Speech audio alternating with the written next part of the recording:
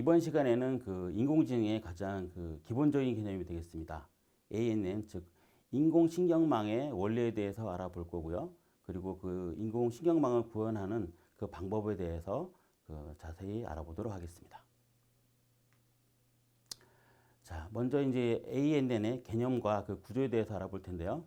자, ANN의 개념. 그 ANN이 무엇일까요? 이것은 이제 영어로 하면은 Artificial Neural Network의 약자입니다. 그러니까 흔히 말하는 신경망. 이게 한 몇 년 전에는 신경망이라는 이름으로 굉장히 많이 그 활성화됐었는데, 예, 이게 이제 인공신경망이라고 이제 저희는 이제 우리나라 말로 많이 표현을 하고 있고요. 자, 이와 같은 인공신경망은 그 인간의 뇌를 흉내낸 그러한 인공지능이 되겠습니다. 자, 인간의 뇌를 그 흉내내려면은 이제 어떻게 해야 될까? 수많은 학자들이 이제 고민을 했겠죠. 연구를 해가지고 나온 개념은 간단하게 이렇게 먼저 그 가설을 했습니다. 입력과 은닉 그리고 출력 계층으로 구성되어 있다.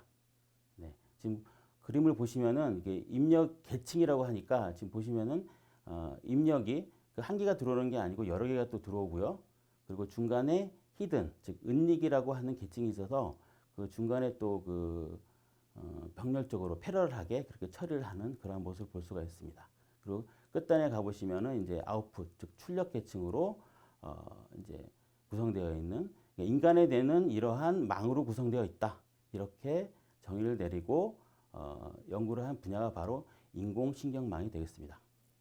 자, 이와 같은 그 인공신경망은 그 인공지능의 가장 초창기 버전입니다. 그래서 특징으로는 히든이라고 하는, 즉 은닉이라고 하는 계층이 하나밖에 없습니다. 요즘 그 한창 뜨고 있는 딥러닝은 저 인공신경망에서 이제 기원을 하게 되는데 저 은닉 계층이 여러 단계로 되어 있습니다. 그래서 보다 복잡하고 흔히 요즘 나오는 그 이세돌을 이긴 알파고 같은 것이 이제 딥러닝을 구현한 그러한 인공지능이 되겠는데 요즘 나오는 그러한 그 인공지능들은 은닉 계층이 여러 단계로 되어 있습니다. 근데 예전에 초창기 이제 버전이니까 처음 개발할 때에는 저 히든 레이어, 즉 은닉 단계가 한 개뿐인 것이 바로 그 특징이 되겠습니다.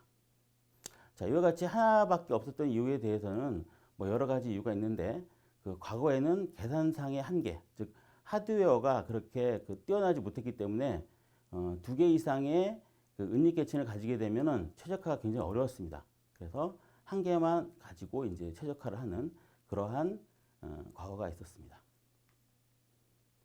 자, 이제 그 ANN을 이제 그 인간의 뇌를 흉내냈다고 했는데, 그럼 인간의 뇌에 대해서 좀 더 이제 자세하게 알아봐야 되겠죠? 그림이 하나가 있는데, 그걸 자세히 보시면은, 저게 바로 그, 뭐, 나무 가지처럼 생겼죠? 자, 인간의 뇌를 갖다 이렇게 확대를 해보시면은 가장 기본 세포인 뉴런이라는 것으로 구성이 되어 있습니다. 그 뉴런의 그 그림이 바로 이제 오른쪽의 그림인데요. 자, 뉴런에는 수많은 그 가지들로 구성이 되어 있습니다. 지금 끝단을 보시면은 이렇게 무슨 나무 가지처럼 이렇게 되어 있는데 이 나무 가지들은 크게 두 가지로 그 분류를 할 수가 있습니다. 이른바 가지돌기라고 하는 것과 그리고 추삭돌기라고 하는 두 종류의 그 돌기로 구성이 되어 있고요. 그리고 이러한 가지들은 또 그 시냅스라고 하는 그러한 신호를 서로 주고받는 부위인 시냅스라고 하는 그 연결로 구성이 되어 있습니다. 이 시냅스라고 하는 이 개념이 인공신경망에서 가장 중요한 개념이니까 여러분들은 꼭 기억을 해 주시고요. 자, 이러한 인간의 뇌는 무려 1000억 개의 뉴런과 그리고 그 1조 개의 시냅스로 구성되어 있다. 그러니까 굉장히 복잡한 그러한 시스템이라고, 인간의 뇌를 굉장히 복잡한 시스템이라고 생각할 수가 있겠죠. 자, 인간의 뇌의 특징을 다시 한번 좀 정리를 해보면은, 자, 인간의 뇌는 매우 복잡하고요. 그리고 비선형적으로 되어 있습니다. 그러니까 단순한 사고가 아니라 굉장히 복잡한 비선형적인 구조로 되어 있다. 이렇게 볼 수가 있고요. 그 다음에 병렬적인 정보 처리 시스템으로 구성이 되어 있다. 병렬적이라는 것은 여러 개의 사고를 동시에 한다. 뭐 그런 뜻이 되겠습니다. 그리고 정보는 신경망 전체에 동시에 저장도 되고 처리가 된다. 네, 그런 거고요. 그 다음에 적응성에 따라 이것은 이제 어떤 우리 인간의 그 학습에 대한 개념이라고 보시면 되는데 적응성에 따라 잘못된 답으로 이끄는 뉴런들의 연결은 약화가 되고 그리고 정답, 올바른 답으로 이끄는 연결은 강화가 되는 그러한 개념이 되겠습니다. 자, 인간의 뇌를 이렇게 특징을 딱 지어놓고 그 다음에 이 뇌를 그 흉내를 내기 위해서 인공신경망을 만들었습니다. 자, 인공신경망의 특징은 뭐 보시는 바와 같이 인간의 뇌를 기반으로 모델링 했고요. 그리고 인간의 뇌의 적응성을 그 학습 능력이라고 이렇게 정의를 내렸습니다. 그리고 인공신경망은 아직 그 인간의 뇌를 흉내내기에는 미흡했던 시절에 그러한 개념이 되겠습니다. 자, 인간의 뇌를 이제 모델링 할 때 그 어떤 그 실제로 인공신경망하고 인간의 뇌가 어떤 식으로 서로 그 모델링 하게 되었는지 그 상관관계를 여러분들이 좀 알 필요가 있겠습니다. 자, 생물학적인 신경망, 즉 실제 인간의 뇌죠. 인간의 뇌의 그 가지돌기 혹은 그 가지돌기를 수상돌기가 하고도 같은 말입니다. 수상돌기로 이루어져 있는데 이것은 인공신경망에서는 입력단이라고 보시면 되겠습니다. 그리고 축삭돌기와 추색돌기로 되어 있는 같은 말입니다. 이것은 인공신경망에서는 출력 그 계층이 되겠습니다. 그리고 시냅스라고 하는 아까 그 가지들 연결하는 개념이 있다 그랬죠. 그 시냅스라고 하는 그 개념이 바로 그 인공신경망의 가장 핵심이라고 할 수 있는 은닉계층이 되겠습니다. 자, 이러한 뉴런들은 그 가중치가 있는 링크들로 연결이 되어 있습니다. 이 가중치라는 말은 은닉단에서 해결하는, 거기서 처리하는 그러한 개념이 되겠습니다. 그리고 이러한 각각의 뉴런은 그 연결을 통해서 그 여러 가지 입력 신호를 받지만은 출력 신호는 이제 하나로 만드는 그러한 개념으로 ANN은 보통 설계가 되었었습니다. 자, 이와 같은 그 인공신경망의 학습은 보통 어떻게 이루어지느냐?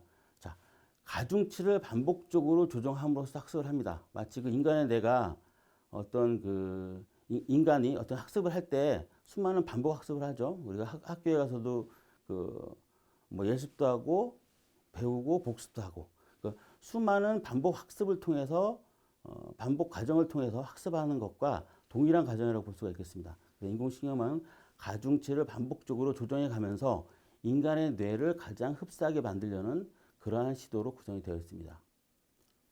자, 이와 같은 또 뉴런은 링크 구조로 연결이 되어 있고요.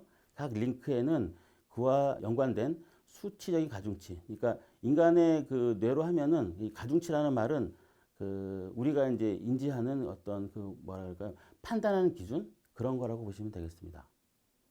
자, 이와 같은 그 가중치는 그 장기 기억을 위한 이제 기본 수단으로 그 입력 뉴런의 그 각 뉴런의 입력 강도 그리고 중요도를 표현하는 우리 인간으로 표현하면 판단 기준이 되겠죠. 그렇게 표현을 할 수가 있습니다. 자, 인공신경망의 이 중요한 가중치 조정은 또 어떻게 이루어지냐? 보통 이제 인공신경망의 가중치를 초기화한 다음에 그 훈련 예제들의 집합에서 해당 가중치를 갱신하는 마치 우리가 인간도 그 어린 아이들이 학습하는 방법하고 거의 흡사하다고 보시면 되겠습니다. 그리고 인공신경망의 구조를 먼저 이제 선택을 하고, 그러니까 어떤 문제를 해결할 때 인공신경망의 구조를 어떻게 할 것이냐. 예를 들면은 입력 계층은 몇 개를 하고, 입력 단계는 몇 개를 하고, 뭐 은닉 단계는 몇 개를 하고, 또 출력 단계는 몇 개를 할 것이냐. 이러한 구조를 먼저 선택을 한 다음에, 그리고 여러 가지 학습 알고리즘들이 있습니다. 그 문제에 맞게 그런 것들을 취사 선택을 해서 이제 인공신경망을 훈련시키는 그러한 개념들로 되어 있습니다. 자, 인공신경망의 동작 단계를 좀 더 이제 자세하게 들여다보면은 뭐 일단 입력, 은닉, 출력 계층의 3개의 단계로 이루어져 있고요. 그리고 밑에서 보시는 그 총 4개의 단계로 동작을 하게 되겠습니다. 먼저 입력 단계에서 들어오는 입력 신호 벡터. 자, 여기서 중요한 말은 벡터라는 뜻이죠. 벡터라는 것은 그 입력 신호라는 게 한 개가 아니라는 뜻입니다. 여러 개의 신호가 동시에 들어오는 걸 벡터라고 이제 하는데 입력 신호 벡터에 대해서 가중치 행렬 WX. 가중치니까 이제 W라는 말을 썼고요. 자, 여러 개의 신호를 또 동시에 처리를 해야 되니까 행렬이라는 개념을 쓰게 됩니다. 행렬. 그래서 가중치 행렬 WX를 곱해서 은닉계층, 그 다음 단계 은닉계층으로 먼저 보내고요. 그리고 이 은닉계층에서는 이제 또 특수한 일을 합니다. 자, 여기서 이제 특수한 일을 하는 게 뭐냐? 저기 보시는 활성화 함수를 사용하게 됩니다. 활성화 함수라는 것은 이제 뒤에서 설명을 드릴 텐데 그 은닉계층의 핵심입니다. 그러니까 이 어떤 문제들이 그 어떤 선형성, 그러니까 어떤 단순한 개념이 아니라 비선형적으로 보통 판단해야 되는 경우들이 굉장히 많습니다. 이게 바로 인공지능의 또 핵심 개념이 되고요. 이러한 비선형성을 구현하기 위한 가장 핵심 개념이 이제 활성화 함수이고요. 이 활성화 함수를 적용한 결과를 이제 벡터 H로 이제 결과로 한번 보내지게 되고요. 이러한 결과 벡터에 또 새로운 가중치, 이제 WY를 곱한 다음에 출력계층으로 보내지게 되고, 이러한 출력계층으로 보내진 신호는 이제 또 출력 활성화 함수인 FY, 이걸 뭐 적용할 수도 있고 그렇지 않을 수도 있습니다. FY를 적용한 다음에 외부로 출력하는 보통 이러한 개념들로 구성이 되어 있습니다. 자, 이제 ANN을 이제 설명할 때 가장 중요한 개념 중에 하나가 이 바로 활성화 함수입니다. 이 활성화 함수라는 것은 그 생물학적인 신경계를 흉내내기 위한 핵심이 되는 함수고요.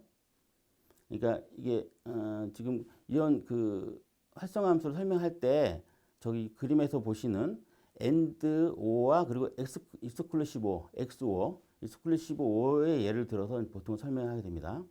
자, 활성화 함수는 말 그대로 출력값을 활성화시켜서 활성화를 일으키게 할 것이냐 말 것이냐를 판단해 주는 함수, 결정을 하고 그 값을 부여해 주는 함수라 할 수 있습니다. 자, 이렇게 활성화 함수라는 것을 액티베이션 펑션이라는 것을 사용해야 되는 이유는 일반적인 판단들이 그 선형적으로 이루어지지 않기 때문입니다. 지금 보시면은 AND와 OO 현상 같은 경우는, 자, AND 현상을 한번 예를 들어 보시면은 모든 입력 신호가 참일 때만 참이죠. 그래서 지금 그 4개의 결과물을 선을 그을 때, 지금 빨간색은 거짓이고요, 파란색은 참이라고 할 때, 지금 보시는 그래프로 이렇게 하나의 선으로 딱 선형적으로 그 기울기가 정해진 선형적으로 딱 그으면은 2개가 분류가 됩니다. 이러한 문제들은 선형적인 문제라고 할 수 있고요. 또 오오 문제도 마찬가지죠. 둘 중에 하나만 참이면 참이니까 지금 보시는 바와 같이 그 선을 갖다가 아래에다가 쫙 그으면은 참과 거짓이 참과 거짓이 선형적으로 분류가 됩니다. 자, 근데 문제는 익스클루시브 오어입니다. 어디에 선을 그어야 참과 거짓이 정확하게 나뉠지 그게 굉장히 어렵습니다. 이러한 문제들이 바로 비선형적인 문제입니다. 그래서 데이터들이 이제 비선형적으로 보통 되기 때문에 그것을 판단하기 위한 그 어떤 그 판단 기준을 마련하기 위한 방법이 바로 활성화 함수가 되겠습니다. 그래서 인공신경망의 오랜 숙제인 익스클루시브 오어를 해결하기 위한 시도로 활성화 함수를 만들게 되었고요. 그래서 이 활성화 함수를 여러 가지를 이제 대입해 봄으로써 이러한 익스클루시브 오어 문제를 나름 해결하게 되었었습니다. 자, 활성화 함수를 사용을 하면 입력값에 대한 출력값이 선형적으로 나오지 않기 때문에 이른바 그 선형 분류기를 비선형 시스템으로 만들 수가 있습니다. 가장 대표적인 활성화 함수가요, 시그모이드 함수. 시그모이드 함수를 보시면은 이제 그 분모에 이제 지수 함수가 들어가고, 지금 그래프를 보시면은 그 음수인 부분은 0으로 수렴을 하게 되고 양수는 이제 그 1로 수렴을 하게 되는데 그 중간에 판단이 그 스무스하게 이렇게 이루어지는 그러한 그래프를 그리고 있습니다. 이와 같은 그래프가 바로 인간의 뇌가 판단하는 그것과 흡사하다는 판단 아래 시그모이드 함수를 이제 개발하게 되었고, 적용을 해보니 비선형적인 문제 해결하는데 상당히 높은 확률로 해결이 되더라, 이런 발견을 하게 됩니다. 그리고 그와 더불어서 근데 이제 시그모이드 함수의 문제는 음수로 가게 되면은 이제 0이 수렴하니까 그거보다는 이걸 확실하게 판단하기 위해서 이제 하이퍼볼릭 탄젠트 같은 함수, 음수로 갔을 때 마이너스 1로 가는 이런 함수들도 이제 적용을 하게 되었고요. 그리고 좀 더 많은 학자들이 연구를 하다 보니 이른바 렐루라고 하는 함수, 이제 R이 LU가 렐루라고 합니다. 렐루라고 하는 함수, 음수일 때는 0으로 수렴하고 양수일 때는 그와 비례하게 수렴하는 그러한 함수들도 탄생을 하게 되었습니다. 이 렐루 함수의 변형적인 뭐 리키-렐루니, 뭐 EL윤이 이런 것들도 이제 수많은 학자들이 개발하게 됐고요. 즉 이와 같은 수많은 활성화 함수가 생기게 된 이유는 인간의 뇌의 반응을 정확하게 모델링하기 어렵기 때문에 여러 가지를 대입을 해본 겁니다. 그래서 가장 흡사한 결과를 나타내는 그러한 이제 그 함수를 적용을 하게 되었다. 이렇게 생각하시면 되겠습니다. 자, 이러한 그 활성화 함수를 이제 적용을 했는데 또 문제에 봉착을 하게 됐습니다. 이른바 그 활성화 함수를 이용을 해서 비선형 시스템인 익스클루시브는 해결이 됐지만 익스클루시브가 해결이 됐는데 파라미터 개수가 이제 점점 많아지면서 각각의 웨이트와 바이어스를 학습시키는 것이 굉장히 어려워지게 되었습니다. 그래서 인공신경망이라고 하는 이 개념이 다시 한번 심체기를 겪게 되는데요. 자, 이것을 해결한 알고리즘이 바로 그 유명한 백프로파게이션입니다. 우리말로 하면 오차 역전파라는 것이라고 하는데요. 자, 이게 이제 그 에러라고 하는 것은 우리가 그 입력과 출력에 대해서는 결과물에 대해서는 알고 있습니다. 근데 이것을 그 들어온 입력에 대해서 결과물을 에러가 없이 만들어야 되는데 그 에러가 제로가 되게 에러가 없게 만들기가 굉장히 어려웠습니다. 그러니까 웨이트와 바이어스라는 걸 계속 파라미터를 조정을 해서 에러가 0이 되게 만들려고 하는데 계속 그 수렴하지 않고 뭐 발산한다거나 결국은 시간이 아무리 지나도 이제 그 에러가 줄지 않는 그러한 결과물이 계속 나와서 인공신경망을 적용하기 굉장히 어려웠습니다. 그런데 이것을 획기적으로 그 오차를 줄여주는 그러니까 수렴할 수 있게 하는 방법을 찾아냈는데 그게 바로 백프로파게이션이 되겠습니다. 자, 인풋이 들어오는 방향, 즉 순전파 방향에 대해서 그 아웃풋 레어 이제 결과가 일단 나오고요. 이거를 바탕으로 해서 오차를 갖다 계산을 하는데 이것을 그냥 놔두지 않고 바로 되먹임을 합니다. 그 결과물에 대해서 다시 은닉계층으로 넘겨서 그 오차를 다시 이제 역방향으로 은닉계층과 인풋계층으로 오차를 보내면서 가중치를 다시 계산을 하는 겁니다. 그렇게 계산을 하면 빠른 속도로 그리고 효과적으로 에러를 줄이더라 이러한 그 결과를 얻게 된 것입니다. 자, 이와 같이 그 오차 역전파라고 하는 이 개념을 사용하는 것을 한 번 뒤로 돌리는 것을 원 에포크라고 합니다. 그래서 원 에포크 주기를 사용을 해서 에포크를 늘릴수록 가중치가 계속 그 업데이트, 학습하면서 점차 오차를 줄여나가는 그러한 방법이 되겠습니다.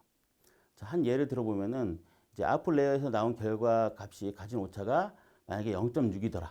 0.6의 확률로 결과 잘못 나오더라. 이러면은 이전 노드로 돌아가서 그 아웃풋 그 레이어에 각각 2와 3이라는 값을 전달하기 때문에 그 아웃풋 에러의 그 위의 노드에는 60% 그리고 아래 노드에는 40%의 영향을 주었다라고 이제 볼 수가 있겠죠.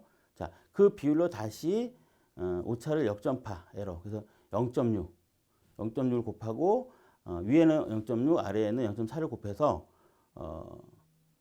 곱하니 이제 윗노드는 원래는 이제 0.6과 0.4였는데 이제 윗노드에는 그 에러에 대한 그 비율을 곱해가지고 윗노드에는 0.36 그리고 아랫노드는 0.24 이런 식으로 뒤로 이제 그 가중치를 새로 계산하게 그런 식으로 해서 에러를 정정하는 그러한 개념이 되겠습니다. 자, 이와 같은 그 에러 ANN의 그 기본적인 활용 방법으로는 크게 분류와 회귀라고 할 수가 있습니다. 자, 우리가 인공지능을 사용할 때 가장 많이 쓰는 게 분류 그리고 회귀입니다. 자, 분류는 뭐냐? 일반적으로 이제 필기체 그 알파벳을 인식을 할 때 총 이제 A부터 Z까지 총 26개인가요? 이 필기체를 판단하는 기준, 즉 이렇게 어떤 필기체가 A고 어떤 글씨가 B인지 이런 거를 분류하는 거, 이런 것을 분류하는 작업이고요. 그리고 회귀는 뭐 단어가 그냥 어려운데 별게 아닙니다. 그 입력 정보를 사용을 해서 그 다음 결과값을 예측하는 거. 예를 들면은 작년 날씨 정보를 쭉 그 입력으로 사용을 해서 뭐 내일의 날씨를 예측하는 이런 것을 바로 회귀라고 합니다. 그래서 뭐 매일의 날씨와 같이 이제 순차적으로 이걸 시계열 데이터라고 하는데요. 이 시계열 데이터는 주로 이제 회귀라고 하는 방법을 통해서 시계열 데이터의 그 예측에 사용하게 됩니다. 자, 저희는 이제 그 케라스를 통해서 ANN을 이제 구현을 하게 되는데, 자, 케라스를 활용을 해서 인공지능 알고리즘 구현할 때 다음과 같은 이제 단계를 거치게 됩니다. 보통 1단계로는 그 인공지능 구현용 패키지를 이제 호출을 해야 되고요. 케라스에 있는. 그리고 2단계로는 그 인공지능에 사용할 파라미터들을 설정을 합니다. 그리고 3단계로는 인공지능의 모델을 구현하게 되고요. 그 다음에 4단계로 학습과 성능 평가용 데이터를 이제 불러와서 5단계에서 이제 학습과 성능을 평가하게 되고요. 그리고 마지막으로 학습 결과를 분석하는 이러한 과정을 거치도록 하겠습니다. 네, 지금부터 앞에서 학습했던 ANN을 이제 실제 구현하는 그 실습을 진행해 보도록 하겠습니다. 일단 실습을 진행하기 전에 이제 간단한 개발 환경에 대해서 설명을 드리면요. 자, 여기 보시면은 이 까만 화면이 저희가 선수치했었던 그 아나콘다 그 프로그램이고요. 거기서 아나콘다 그 프롬프트를 지금 띄운 그러한 화면이 되겠습니다. 자, 아나콘다 프롬프트를 먼저 이렇게 띄우시고요. 자, 그 다음에 저희가 사용할 파이썬 소스입니다. 지금 폴더가 C 드라이브 밑에 케라스 밑에 ann.py라고 하는 파이썬 코드가 여기 설치가 지금 있고요. 자, 이 코드를 갖다가 저희가 지금 노트패드로 이렇게 열어서 봤습니다. 자, 노트패드로 열어서 보시면 이제 주요한 부분에 대해서 좀 설명을 드리도록 하겠습니다. 자, 케라스에 있는 그 패키지들 중에 지금 레이어스라고 하는 것과 모델스라고 하는 패키지 두 개를 임포트했습니다. 레이어스는 이제 입력, 은닉, 출력 계층을 그 설치하려고 하는 그런 용도로 사용하게 되고요. 자, 그다음에 모델스라고 하는 이 패키지는 이른바 우리가 그 학습하고 결과물을 도출하는 그러니까 주요 이제 그 ANN의 알고리즘을 구현하는 실제 패키지라고 보시면 되겠습니다. 네, 이 자세한 그 안에 있는 내용들은 일일이 설명드릴 필요는 없을 것 같고요. 자, 이러한 구조로 먼저 패키지 두 개를 임포트한 다음에 여기에서 우리가 사용할 그런 그 트레이닝 방법을 선택을 합니다. 네, 그리고 제가 이제 사용할 데이터가 여기 보시면은 MNST라고 하는 데이터입니다. 이것은 그 필기체 숫자를 총 6만 개의 데이터를 가지고 있는 그러한 데이터셋이 되겠습니다. 그래서 네트워크로 이 6만 개의 데이터를 읽어와서 트레이닝하고 학습하고 결과물을 평가하고 보는 그러한 그 용도로 사용하게 되겠습니다. 자, 플라팅은 이제 우리가 만들어진 결과물을 숫자상으로 이제 출력만 해보는 것보다는 그 그래프로 이렇게 직접 보는 것이 훨씬 더 정확한 그 결과물이 되기 때문에 그 플라트하는 그러한 함수들이 되겠습니다. 자, 여기 보시는 이제 이 함수가 메인 함수가 되겠습니다. 메인 함수를 이제 보시면은 초반에 입력 계층은 입력 노드는 총 784개, 그리고 히든 노드는 100개, 그리고 마지막 그 결과물 그 출력 노드는 총 10개로 10개의 숫자를 그러니까 0부터 9까지의 숫자를 이제 그 인식을 하기 때문에 이렇게 10개의 그 출력 노드를 만들었고요. 그 다음에 ANN 시퀀셜 방식으로 해서 이제 트레이닝을 시킨 다음에 트레이닝을 이렇게 시켜서 결과물을 보는 그러한 예제 코드가 되겠습니다. 자, 실제로 이제 그 예제 코드를 실행을 한번 해보도록 하겠습니다. 자, 먼저 파이썬이라고 이렇게 입력을 하시고요. 파이썬으로 돌리기 때문에 그 다음에 우리가 그 사용한 코드에 경로를 적어줍니다. C 드라이브 케라스 밑에 ann.py 이런 식으로 해서 엔터를 누르시면 자, 먼저 이제 텐서플로우를 애드했다는 그런 결과물이 나오고요. 자, 이 부분이 지금 현재 트레이닝을 하고 있는 그러한 화면이 되겠습니다. 지금 현재 에포크가 총 15개로 되어 있습니다. 즉, 아까 배웠던 그 5차 역전하는 그 백프로파게이션을 지금 총 15번을 수행한다. 그런 뜻이 되겠습니다. 자, 15번을 모두 수행한 다음에 이제 그 결과물을 이렇게 그래프로 보여주는 그런 화면이 되겠습니다. 자, 여기 다시 돌아가서 잘 보시면은 자, 맨 처음에 우리가 텐서플로우를 이렇게 사용했다는 것이 이제 여기 결과물로 나오고요. 그 다음에 중요한 것은 여기죠. 자, 6만 개의 그 샘플 중에서 트레이닝을 하는데 48,000개를 쓰고요. 그 다음에 밸리데이트, 즉 검증, 평가를 하는데 12,000개의 그 샘플을 사용했다. 그리고 에포크 주기는 총 15번을 사용을 하고요. 그렇게 해서 나오는 이제 보시면은 48,000개를 훈련하고 걸리는 시간은 3초 이렇게 되고요. 그리고 이제 로스는 0.39. 점점 이제 그 훈련을 진행할수록 이 로스의 수치가 떨어지는 것을 확인할 수 있고요. 그리고 에큐러시는 말 그대로 정확도입니다. 정확도는 당연히 0.89부터 한 89%부터 해서 94 계속 수렴 1에 가깝게 즉 100%에 가깝게 계속 수렴한다는 것을 알 수가 있겠습니다. 그래서 맨 마지막에는 거의 이제 그 에큐러시가 거의 1에 수렴하는 그러한 결과물을 나왔다는 걸 알 수가 있고요. 자, 그 다음에 지금 보시면은 X축이 에포크입니다. 즉, 그 계속 그 백프로파게이션 하는 숫자가 되고요. 그래서 최종적으로 14번까지 수행이 됐고 15번이겠죠. 0번부터 했으니까. 그리고 로스, 즉 손실의 율은 계속 이 트레이닝을 할수록 계속 감소한다. 그래서 거의 0에 수렴한다. 그리고 베리피케이션, 이 평가를 해보니까 이제 어떤 일정 부분으로 지나가면 이제 트레이닝 할 때 에러율은 이제 횟수를 진행할수록 계속 그 비례적으로 줄지만은 베리피케이션 평가는 어느 정도 이제 수렴을 한다. 즉 이제 어느 정도 횟수가 지나면은 이게 더 이상 그 트레이닝을 더 이상 진행할 필요가 없다. 이러한 결과물을 얻을 수 있다는 것을 알 수가 있습니다.